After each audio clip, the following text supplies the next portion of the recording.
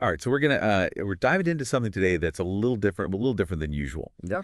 We're talking about Jannik Sinner's recent Australian Open victory. Mm-hmm. But it's not just about the match itself. Okay. We've got some excerpts here about a moment afterward that seems to have really stuck with people. Yeah, it was definitely more than just your typical trophy lift. Right. This was really about, I think, a powerful display of respect between rivals, and I think that's what really stood out to people. And it seems like even to get to the finals, he really just dominated. He just crushed Ben Shelton. Yeah. I mean, given his past record against Zverev at the U.S. Open, was this kind of performance in the final a surprise? I mean, what do you think?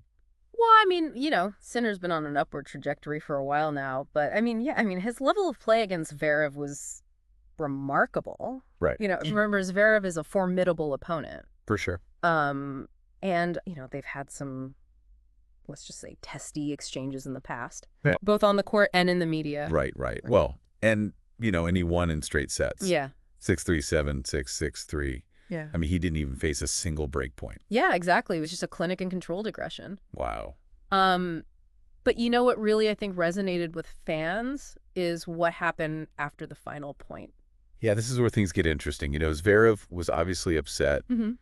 Sinner goes over to console him. And it leads to this really genuine embrace. Mm-hmm. Yeah. I mean, what was your take on all that? I mean, some people might even say that Zverev's emotions were a bit over the top. Well, I think, it's important to remember the context. Yeah. Losing a Grand Slam final is a devastating blow. I mean, years of training culminate in that one moment. Yeah. And I think Zverev just wore his heart on his sleeve. Right. And, rather than celebrating, exuberantly, I think Sinner chose to show empathy. Yeah. And, it's not something you see every day. Right. I mean, one fan online even called Sinner a champion on and off the court. Yeah, I saw that. While another praised Zverev for his sportsmanship, even saying, who says men can't cry openly? Right. It feels like a powerful statement, in today's world. Yeah, it really does. And I think it speaks to a larger conversation about vulnerability and masculinity. Yeah. Here we have these elite athletes at the peak of physical prowess, showing raw emotion. Right. It really humanizes them, makes them relatable in a way. Yeah, it kind of reminds me of this time I was at a local tennis tournament. Okay. And this young player lost in the finals. And he was just absolutely heartbroken. Oh. And his opponent, instead of celebrating, he went over and just sat with him. Wow.